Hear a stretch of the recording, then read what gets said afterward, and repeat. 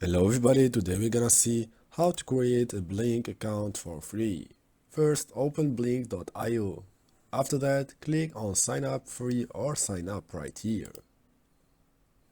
After that, enter your email right here and click this checkbox. Then click on this button right here. After that, you will receive an email on your email to confirm your account on Blynk. Click on this button. Now, a page will appear to enter a new password. It should be strong enough. Once done, click Next. Enter your first name and click Done. And yeah, your account has created successfully. Now, click on this Choices.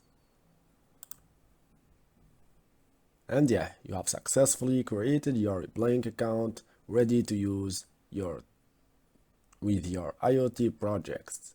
If you like this tutorial, please subscribe to the channel, like the video, and peace.